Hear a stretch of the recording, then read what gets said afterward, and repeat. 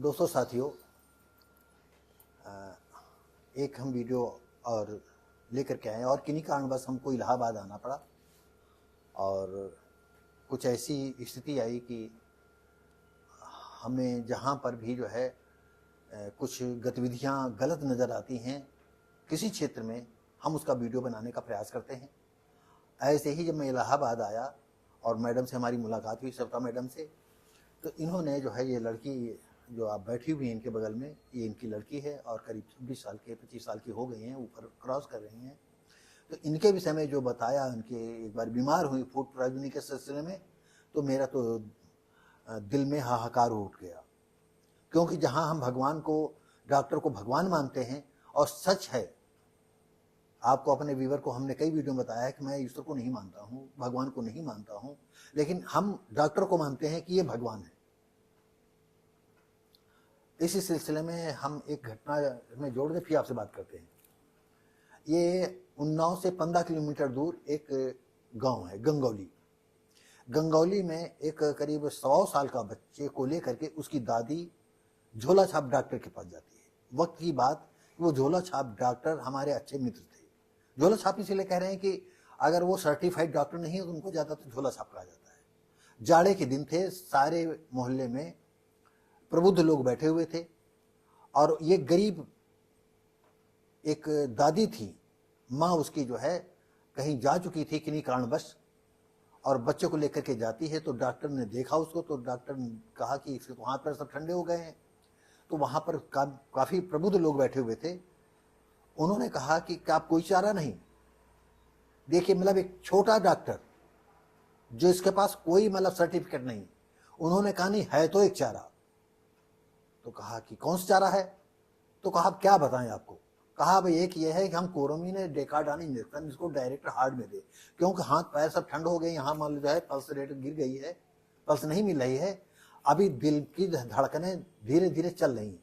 हो सकता है कि ये मतलब अगर हम डेकाडान लगा देते हैं तो ये इसकी सांसें पुनः या दिल तेजी धड़कने लगे और पूरी बॉडी में रक्त संचार चालू हो जाए। तो कहा आप करते क्यों नहीं हो? सभी प्रबुद्ध लोग थे, उन्होंने कहा आप करते क्यों नहीं हो? अरे कर कहाँ के, ये बूढ़ा आई है और अभी अगर बच्चा तो अभी ये समय डेड है ही है, ये तो डेड हो जाएगा अभी थोड़ी देर में। अगर हम कुछ करते हैं और अगर लगाने के बाद ये बच्चा डेड हो जाता है, अभी थाने चले जाएंगे तो हम तो जेल जाएंगे, तब ये नहीं कुछ होगा। तो एक दो लोग थे, उन्होंने कहा क्यों बूढ़ा, ये क्या कह रहे हैं डॉक्टर साहब? तो उन्होंने हाथ पैर छुए, कहा नहीं भैया हो, आप करो, बच्चा तो हमारा जा, हमारा पोता जो है वो तो हाथ बेहाथ हो ही रहा है, हम आपको काहे ब्लेम लगाएंगे? डॉक्टर ने तुरंत जो है, बगल में उनका घर था, वहां से डेकाडान लाते हैं और बच्चे के हिसाब से जो भी 1 सीसी आधा सीसी जो बनता था उन्होंने लिया और डायरेक्ट यहीं पसलियों के बीच से पूरी निडिल अंदर की और इंजेक्शन लगा दिया। 2 मिनट बाद बच्चे की जो है हृदय की गति जो है, धड़कनें जो है तेज होने लगी और मुश्किल से 15 मिनट बाद जो है उसके मतलब शरीर गर्म हो गया, पैरों में पल्स, हाथों की पल्स मिलने लगी और अचानक करीब 20-25 मिनट बाद जो है उसके हाथ सहलाए गए और वो अचानक रो उठा और बच्चा उनका जिंदा हो गया। आज आपको अपने व्यूअरों को बता दें, हो सकता हम ये वीडियो, ये दास्तान कुछ जो खास होती हैं, तो कभी कभी कोई ऐसा टॉपिक आता है, हम उसमें पिरोते रहते हैं, आपको सजेस्ट करते रहते हैं, आपको जगाना चाहते हैं कि ऐसा भी हो सकता है। तो इसलिए मैं डॉक्टर को भगवान मानता हूं। मैं सच्चे दिल से, कोई लाग लपेट के मैं ये ईमानदारी से कहता हूं, मैं डॉक्टर को भगवान मानता हूं। लेकिन उन्हीं डॉक्टरों के बीच में जो है शैतानी रूप होते हैं, उसके कई रूप होते हैं, कई वैसी बातें होती हैं। जैसे कि इसी सिलसिले में हम आपको बता दें, अभी हम मोनिका वर्मा से बात करते हैं। एक दिन का किस्सा, वार्ड में डॉक्टर जहां चेंजिंग रूम होता है नर्सों का, एक युवा लड़की को बुला करके चेकअप किया। हमें खबर मिली कि एक लड़की गई, तो हम आपस में बात करने लगे। डॉक्टर ने उसके चेकअप करना था तो उसके बेड पे चेक करती, वो लड़की भर्ती थी और डॉक्टर ने उसके साथ अंदर रेप कर दिया। उसके घर वालों ने जो है, लड़की ने घर में आकर बताया, अपने माँ बाप से बताया, तो सब लोगों ने जो है कहा कि डॉक्टर का कोई हम नुकसान कर नहीं पाएंगे, और वो बेचारे मन मार करके रह गए। ये भी सत्य घटना है। तो दोस्तों साथियों, तो डॉक्टर, आज हम भगवान का न बखान करके हम डॉक्टरी शैतानी पेशे को हम बखान कर रहे हैं कि डॉक्टर लोग कैसे शैतान बन करके आम पब्लिक को, आम बच्चों को कैसे अपने जो है मरीजों को किस तरह से ठगते हैं, कैसे उनको जो है गला काटते हैं पैसा पकड़ने के लिए, पैसा कमाने के लिए, उसकी वानगी हम पेश करते हैं। तो हम सविता जी आपसे बताना चाहेंगे कि जी सर। आप शुरुआत से बताएं हमें कि कैसे फूड पॉइजनिंग, आपने कैसे जाना कि फूड पॉइजनिंग है और कैसे कहाँ ले गई, किसके सिलसिले में हुई, क्या हादसा हुआ आपके साथ? हाँ, शायद बेटी मेरी शाम को ही कुछ इनके पापा ला के दिए होंगे बाहर का, वो खाई थी, मुझे इतना याद नहीं। और मैं स्कूल में थी, अचानक से मेरे पास इनके पापा का फ़ोन जाता है कि पेट में बहुत दर्द है। तो इससे पहले इनके काफ़ी दिक्कत, इन्फेक्शन था पेट में, तो पेन किलर एक लिखा गया था, डॉक्टरों ने लिखा था वहाँ पीजीआई में। तो वो इंजेक्शन इनको जब लगा, यहाँ पे इन्होंने लेके लगवाया, तो बाद में पता चला कि इनके सारी बॉडी में एकदम चकत्ते चकत्ते हो गए। जब तक अच्छा, हम वो स्कूल इंजेक्शन रिएक्शन कर हाँ, गया? रिएक्शन कर गया। वो शायद एक दिन का एक्सपायरी था, अच्छा, जल्दबाजी में देखा नहीं था इन लोगों ने। फिर जो है एम्स के मतलब सिर्फ एक ही दिन का एक्सपायरी था? हाँ, अच्छा, वो ये बात जब इनको नुकसान किया तब इन लोगों ने देखा। हाँ, तो शाम तक तो हम लोगों ने इनको ठंडा दूध, जैसा कि सब लोग बताते, इस तरह से देते रहे, नहीं आराम मिला। दूसरे दिन फिर हम भी वैसे ही एकदम बराबर निकल रहा, तो हम लोग यहाँ पे एक डॉक्टर हैं कीर्ति सिंह, एम्स के डॉक्टर हैं वो। उन्होंने हाँ। मतलब डॉक्टर्स जब मुझे इंजेक्शन रिएक्शन किया जी, तो वो डॉक्टर हम उनको पहले भी दिखा चुके हैं, वो गैस्ट्रो के बहुत अच्छे डॉक्टर जी। हैं। तो हमने उन्हीं से कंसल्ट किया कि ऐसी ऐसी प्रॉब्लम हो रही है, उनका नंबर हमारे पास था। जी, तो उन्होंने हमें फोन से ही सजेस्ट किया कि अगर कुछ इन्फेक्शन है, कुछ ऐसी एलर्जी है, तो आप एविल दे दीजिए, क्योंकि एविल एलर्जी हाँ में हाँ, यूज ओके की ओके जाती है। ओके, हाँ, तो एविल दिया गया, तो एविल से मुझे इतना तो फायदा नहीं हुआ, तो उन्होंने कहा आप एक और दे दीजिए। तो वो एविल दवा का जो डोज था वो ज्यादा हो गया मेरी बॉडी में, तो उसकी वजह से मैं एकदम अनकॉन्शियस होने लगी, मतलब एकदम मुझे दिमाग काम करना बंद कर हाँ, दिया? चल फिर नहीं पा रही थी बिल्कुल, बाथरूम तक अच्छा, जाने अच्छा। में एकदम। उसके बाद फिर डॉक्टर ने कहा कि इनकी बॉडी में वीकनेस बहुत ज़्यादा हो गई है, तो एक काम करिए आप इनको एडमिट कर दीजिए, 1-2 ड्रिप चढ़ेगी तो ये नॉर्मल हो जाएंगी। हाँ हाँ, तो उन्होंने एक हॉस्पिटल सजेस्ट किया, वहाँ पे मुझे एडमिट किया गया।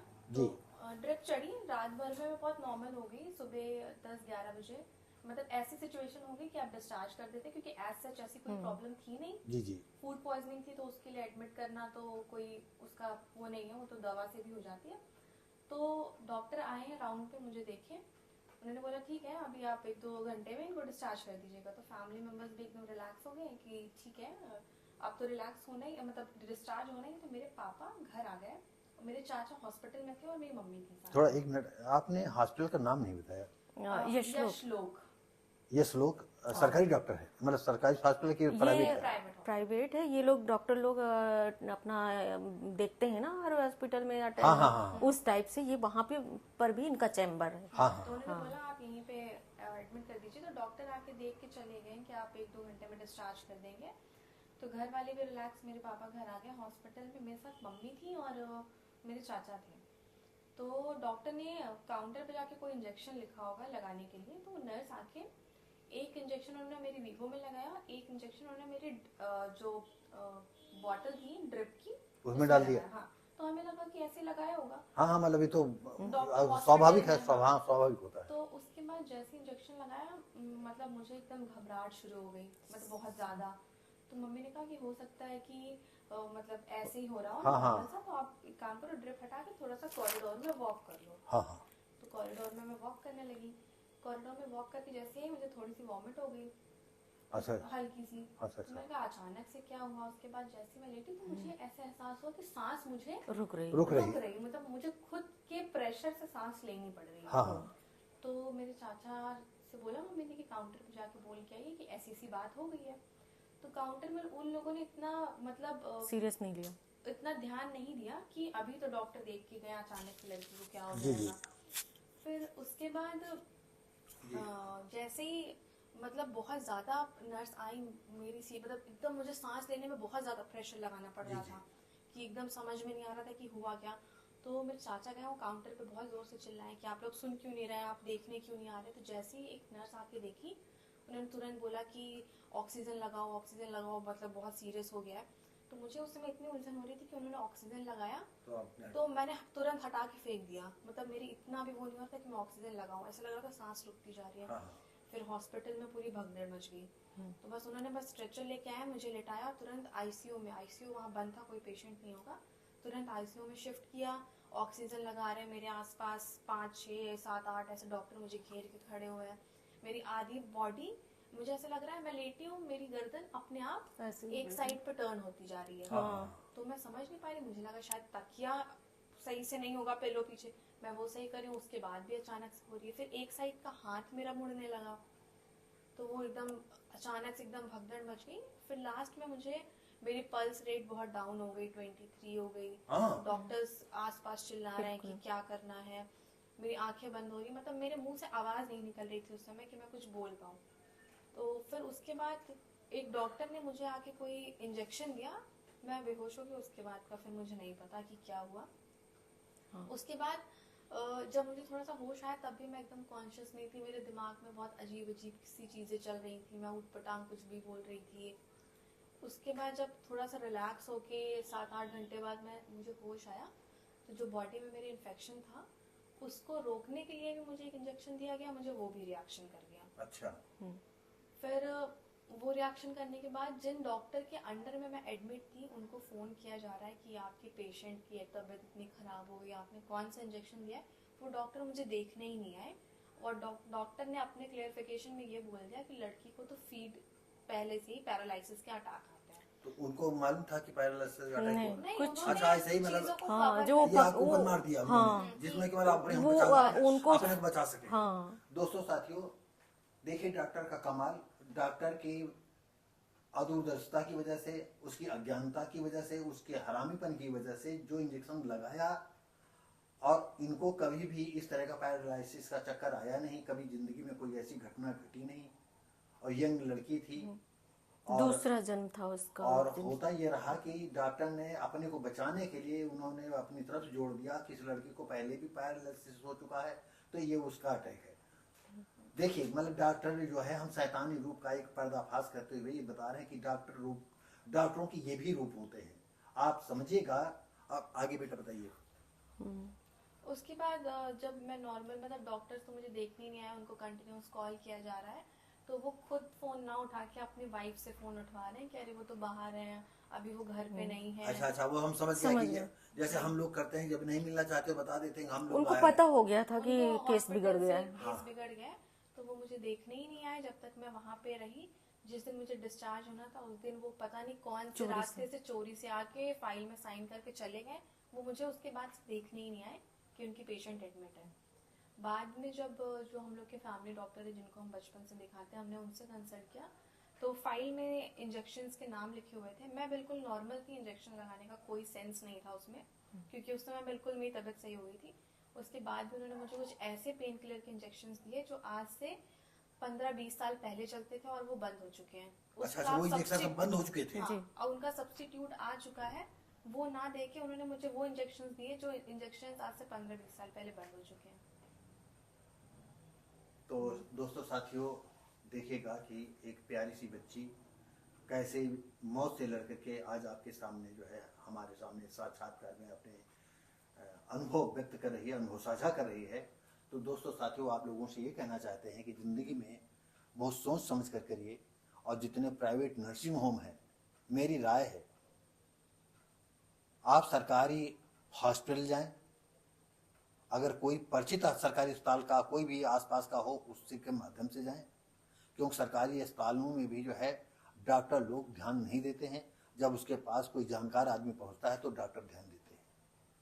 क्योंकि मेरा जो है उन्नाव में अस्पताल के पास घर है, तो कुछ लोग हमको पकड़ करके ले जाते हैं, जबकि हम अब पकड़ मतलब ये है ज़बरदस्ती बुला, भैया चलो थोड़ी मदद कर दो, तो हम जाते हैं। तो अभी जल्दी का आपको बताएं, 2 महीना पहले का किस्सा है। एक मैं मरीज गया देखने के लिए, एक ऑर्थोपेडिक डॉक्टर थे मनोज कुमार।